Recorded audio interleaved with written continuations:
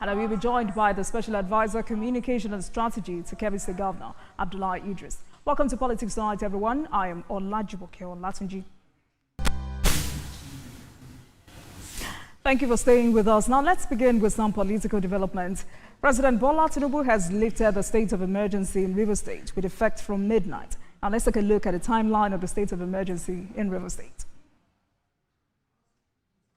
President Bola Tinubu declares the state of emergency on March the 18th for 6 months in Rivers State, suspending Governor Fubara, his deputy, and state lawmakers. Vice Admiral Ibok Eteyibas, retired, was appointed as the sole administrator of Rivers State. The declaration is to restore order and democracy in the state. On June 26, 2025, Nyesom Wike and Similarly Fubara met with President Bola Tinubu to reach an agreement. Vice Admiral Ibok Eteyibas, retired, oversaw several initiatives, including the local government election held on Saturday, August 30th, with APC winning 20 seats. Others include verification exercise, infrastructure rehabilitation, stabilization measures.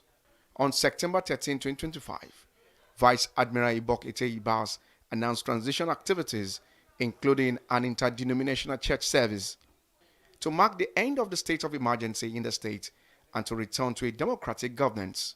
On September 14, 2025, a Thanksgiving service was held, urging political actors to prioritize peace and stability in the state. On September 16, 2025, Vice Admiral Ibok Eteyibas declares the fulfillment of President Bola Tinubu's mandate to stabilize the state. A state of emergency has only been declared 5 times in 4th Republic of Nigeria, including the recent declaration in Rivers State. The first was in Plateau State in 2004 by former President Olusegun Obasanjo-led administration.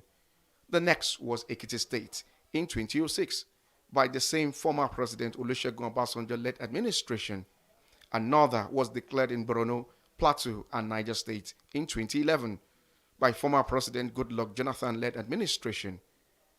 Borno, Yobe, Adamawa State also experienced a state of emergency during the peak of Boko Haram insurgency in 2014. But the big question remains, was the state of emergency a constitutional necessity or a political hatchet job? Did the 6 months under Vice Admiral Ibok Eteyibas, retired, leave Rivers State better or weaken democratic institutions? Emmanuel Ajayi, TVC News, Lagos. Let's take a break now and return for our conversation for tonight. Please stay with us, everyone. I write to request the kind approval of the National Assembly. Behind every decision, every vote, the ayes have it, and every heated debate lies the heartbeat of democracy. This matter is very, very important. I therefore rule you out of order. Welcome to the place where it all unfolds.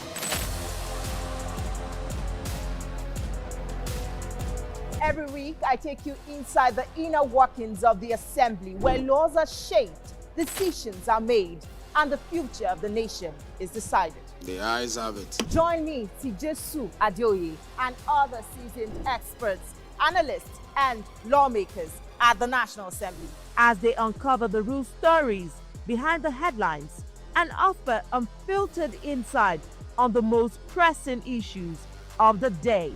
This is your front row seat to the heart of power. Watch the Hallowed Chambers every Saturday at 9 p.m. only on TVC News.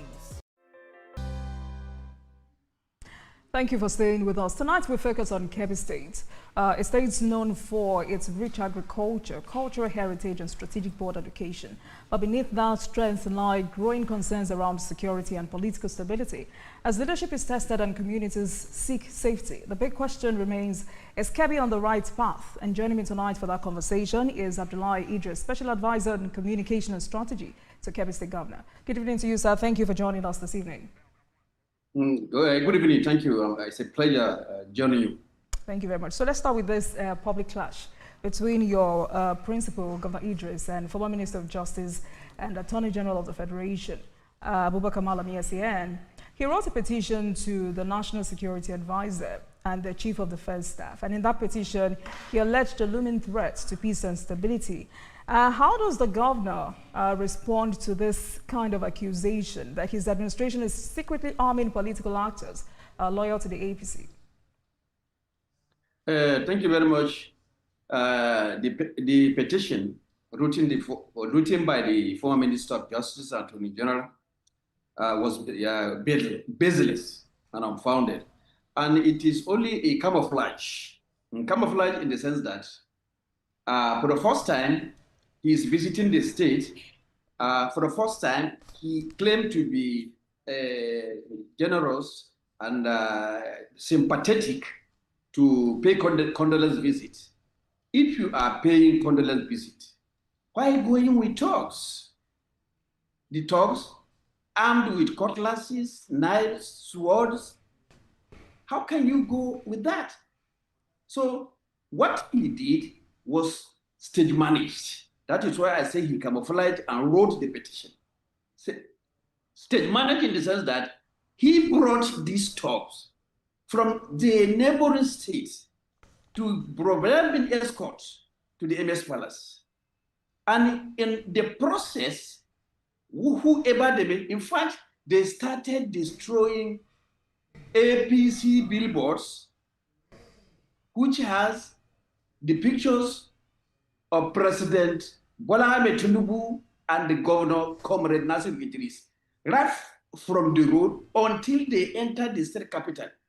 And from there, when they went to the condolence, they came back, and on the way, they being held up.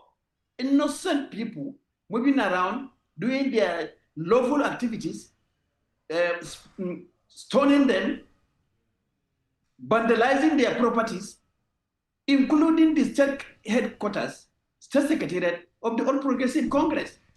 So, like I said, he camouflaged.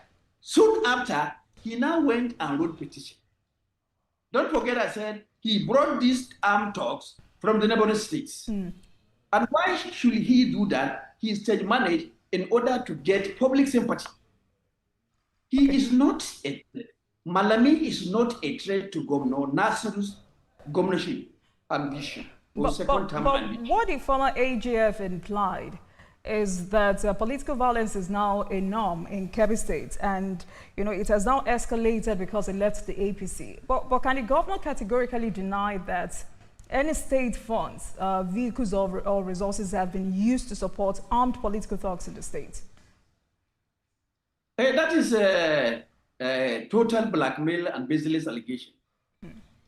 Kebbi State has never witnessed political violence since in the inception of this present political dispensation. He is the one that is trying to introduce it. And why is he in haste? Why is he employing tactics? Why is he deploying funds to instigate people to finance vandalism, thuggery, and hooliganism in the state? We've never witnessed that. And let me tell you, all these are being done not to discourage people from supporting the governor of Kebbi State, because the people of Kebbi State, as it is today, they know what Governor Nasir Idris has done to them within the last 2 years. They appreciate, they acknowledge these things, and they are every day appreciating what he has done. So no amount of blackmail, thuggery, hooliganism, vandalism of property will make them change. They have decided, and they have decided. You have just called it a cheap blackmail, but I saw that the governor had said Abubakar Malami is promoting a terrorism agenda. These are serious allegations, serious accusations. But what specific act has the governor or the state government observed, which has led him to accuse Mr. Malami of promoting a terrorism agenda under the guise of politics? Yes, that is very true. He is promoting terrorism in Kebbi State, or rather, he is introducing. Let me tell you, why we said that, we know he is not serious, and he is not being fed, and he is not wanted by the people of Kebbi State. What he's trying to do is to create a situation where all the investors invited by the government to come and invest will be scared. And already they have started doing that. They are spreading rumors that they're coming. So if not, why should he go to that extent? If it is political blackmail, go ahead and do it. If it is witch hunting, continue doing it. But why do you make such very dangerous allegations? Not against the governor, so to say, but against the people of the state. These allegations has the potentiality of creating backwardness in the development of the state, which the governor is, of course, on doing. You know what I'm saying? So the truth of the matter is he wants to scare investors from the state, because these investors have been invited by the governor of the state to come and join hands with the business community in Kebbi State to further build the state, provide employment opportunities, and create wealth and good living among the state, among the people of the state. All right, Mr. That is his target. Also, is it true that some non-political thugs have been given appointments or contracts by this current administration? Or how does the government vet those it empowers to avoid rewarding violence in Kebbi State? Never, forever. The governor doesn't give appointment just like that for political reasons. When the governor wants to give you appointment as a part of the government, he consults. If he's bringing him, if he's employing you from your local government or from your emirate area, he will consult the local community on the credibility, sincerity, and honesty of this person he wants to engage in his government. How can a district head, a traditional ruler, a religious leader recommend employment of a political dog into the government of the state he is proud of being? All these ones are mere and cheap allegations which will not hold water. All right then. But I'm sure you know Kebbi people want peace ahead of elections, and many Nigerians are already wondering, the impact this public clash between these two prominent Kebbi figures would have on governance and peace in the state, and the kind of message this sends to the youth. But because of time, Mr. Idris, let's move away from that. Governor Nasir Idris is a comrade, someone well known in the labor community, and expectations were high that he would deliver in 2 years. And he has boastfully said, "I want to be remembered as a teacher who transformed Kebbi. My achievements will speak for me in 2027. It's been 2 years. What are those achievements? Thank you very much for this very good question. A lot of achievements, but in summary, he has been able to create an enabling environment for all the politicians. He has been able to carry along, to involve all the politicians. When I mean all the politicians, regardless of political affiliations. In his government, there are people of APC and the PDP. What happened actually, why he did that, when he contested as the governor, you remember very well, the PDP won the presidential election. The PDP won the 3 senatorial seats. The PDP won 4 House of Representatives out of the 8 we have in Kebbi State.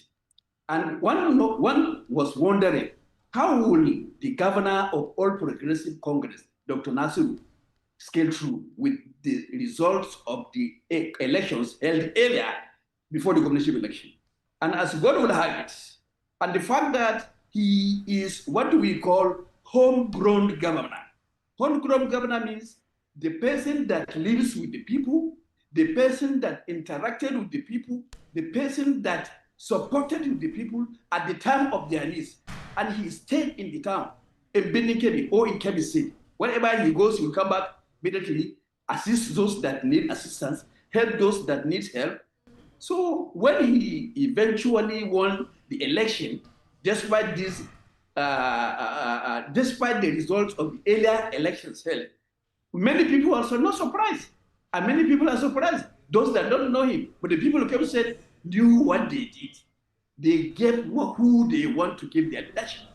So after the election, just 2 years in office, all the senators of the PDP, all the other House of Representative members of the PDP, about 5 or 2 of them, and all the only 3 House of Assembly members of the PDP, they all moved under to the APC. Why? Because he did not show any difference while treating the politicians in this state. Mr. Idris, is that his biggest achievement?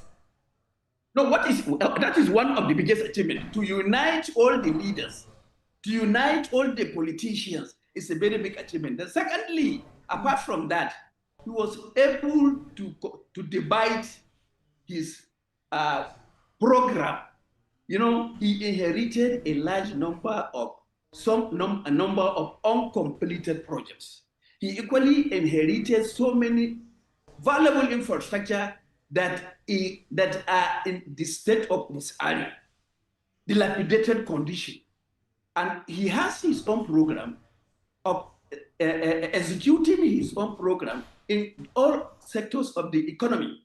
So what he did, what you say is an achievement, he did not abandon those he inherited.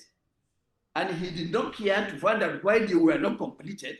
He did not care to find out why those very critical infrastructure were left to roads. So what are those projects, Mr. Idris? We have the state secretariat that has been abandoned for close to 10 years. We have senior secondary schools, about 150 of them. We have the construction of veterinary hospital, which has been abandoned at 30% stage of completion, which he came, completed it, and I tell you, without appear of contradiction, that veterinary hospital is one of the best in the southwest of Africa. These are some of the achievements in terms of infrastructure. And he constructed new schools. He constructed about 4 or 5 standard mega schools that can contain up to 2,000 people at a time. At a stage. Let's stay on that. Let's stay on that, Mr. Idris. Let's stay on that because he has completed a number of hospitals, and he's still going. He's still continuing. He empowered people. In fact, one of the major achievements, if I shouldn't forget, is the payment of schools, payment of examination fees for all students of Kebbi State. In other words, he is providing free education in Kebbi State from primary to university level. All right, let's stay on that because I wanted to talk about the education sector, which is his constituency. And the figures before me show that the top 3 schools grappling with the highest percentages of out-of-school children in Nigeria, in the country, are Kebbi, Sokoto, and Yobe. And Yobe has a staggering 67.6% figure. Now, what's it doing? Let's focus on the people-oriented project. What's it doing to ensure that students remain in school? And I must also say that many communities report that schools are too far, in poor condition, or have no teachers. How is this government addressing these barriers to access? To start with, he employed 2,000 more teachers. That is number one. He rehabilitated 13,000 primary and secondary schools in dilapidation. Who has been in dilapidation? He consulted a number of schools. But the most important schools he established are the mega schools. There is one in Zulu, there is one in the capital building, Kebbi, Argungu, another one in Yauli. These schools will provide normal teaching. Normal teaching, I mean, all the necessary subjects being taught in every school will be taught there. Religious subjects will be taught there. And above all, skills acquisitions will be provided there on different skills: carpentry, welding, name them. At the end of the session, at the end of your school, first 3 years, if you want to continue in the secondary school, you continue. If you want to be self-reliant and establish your own business, the government will allow you and give you funds and then working materials to establish your own. That is how he will want to ensure that there will be no out-of-school children in Kebbi State. And like I told you, he increased the feeding of students in boarding schools and day schools by over 300%. he provided another incentive for the student so that they will stay and learn effectively without going home and coming back. When they come to school, they will be fed, those in these schools. When those in boarding school will remain there without any problem. And above all, he now approved that all teachers, the retirement age of teachers, I mean only teachers, has been revised, have been reviewed. Instead of 35 years of service, he now increased 5 years to make it 40 years of service. If it's 60 years of age, you now have to spend 65 years before you finally retire. And the idea is these people that are retiring are most talented, are most experienced, are most hardworking. After serving for 35 years, and they are still energetic, they are still knowledgeable, they have their experience. How can you allow them to go home? And do what? Let them continue providing the basic needs of the children in all aspects, in all subjects, so that we will be producing high quality graduates, high quality secondary school leavers in Kebbi State. That is not a small job. All right. And this has been acknowledged by the National Union of Teachers. They had their National Executive Council meeting about a month ago here. They went around, they saw what he had done, and they said, we are proud of you. I remember their national president of the NUT, Audu Amba, Comrade Audu Amba, he told the NUT state chairman that were there, 36 plus Abuja, he said, please, when you go back to your states, meet your politicians, regardless of the political party, meet the political leaders, recommend one of you, or go to the governor, ask him to recommend one of you, so that he will do what Comrade Nasir Idris Awarangondu is doing, has done, and is doing Kebbi State. We are proud of him. That is the national chairman, national president. Sorry. Because I wanted to ask about the success rate of these interventions. Again, I remembered you said the governor is still planning on doing them. And this is because I'm sure you know that revitalizing education sector in northern states should be beyond building and rehabilitating school buildings. And what I mean is, for instance, girls are disproportionately out of school due to child marriage and domestic work. And I mean, many say that as much as state governors think it is important to build schools, which again, I mean, mostly an avenue for people, some politicians to steal money, don't you also think it is important to invest in gender-focused interventions? Now, let me quickly ask you these questions. How many girls have been reintegrated into school in the last 12 months? Well, honestly, I cannot exactly give you the exact figure, but what I will tell you is he has engaged the traditional and religious leaders in the state to advise, to counsel parents on the need to allow their children to remain in the school. The importance of education cannot be overemphasized. Luckily, in Kebbi State, we have very little, the number of people that are educated are reasonable. We are not all that backward in modern education. We are not backward in religious education. All these sectors, we have people that are capable of driving the force to ensure provision of education to our children. All right, but because of our time, Mr. Idris, you can find that everywhere. Right, so because of our time, and in 1 minute, I remember Governor Idris says he wanted Benin Kebbi to reflect the status of a state capital. How far has he gone with that? In 1 minute, please. He has gone very, very far. In fact, he has gone beyond what was expected. But when he came in 2023, sorry, you cannot differentiate Benin Kebbi from some of the major towns in the state. Whether you are in Zulu, whether you are in Arugungu, you will not say, where is the state capital? They are all the same. But the first thing he did, that is the first thing he did, he now concentrated on the major project he did, the state secretariat, which has been completed 100%. and it can house about 26,000 civil servants. That's right. Then the state capital, he now rehabilitated all the roads, expanded them from 2 lanes to 3 lanes each. That is 6 lanes. All right. He now all right, Mr. Idris. electrified them with solar-powered street lights. I still have He a lot of provided questions very for you. beautiful runabouts. I still have a lot of questions for you, but sadly we're out of time. But I'm sure we'll continue this conversation some other time. Yes. I've been speaking with Abdullahi Idris, Sadikin Zuru, Special Advisor on Communication and Strategy to Kebbi State Governor. Thank you so much for your time. Thank you, sir. Thank you very much for this opportunity to explain what Comrade Governor, the homegrown governor, has done to the people of Kebbi State. All right.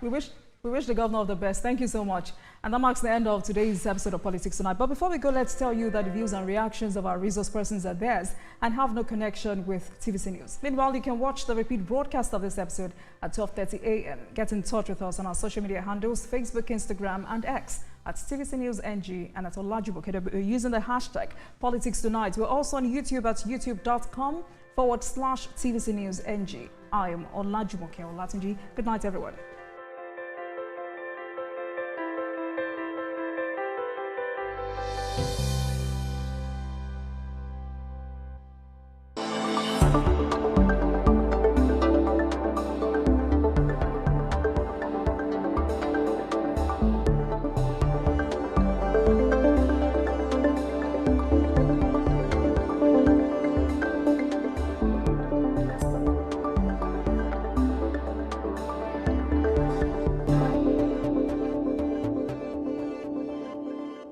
This week, Nigeria's political space is abuzz, from heated debates on the floor of the National Assembly to high-profile meetings behind closed doors and high-stakes decisions with unexpected twists that impact us all. It's been a week full of headlines and heated moments. Join us on Politics on Sunday, where we cut through the noise and dive deep into the issues that matter most, helping you make a sense of it all. From the corridors of power to the streets where it all plays out, we've got you covered, because politics doesn't stop, and neither do we. Stay informed, stay engaged, and be part of the conversation. Politics on Sunday, every Sunday at 7 p.m. only on TVC News.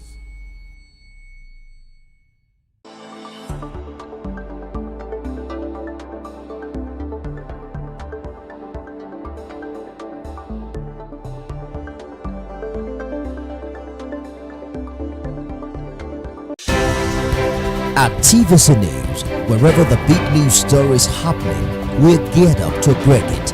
TVC News, first with breaking news.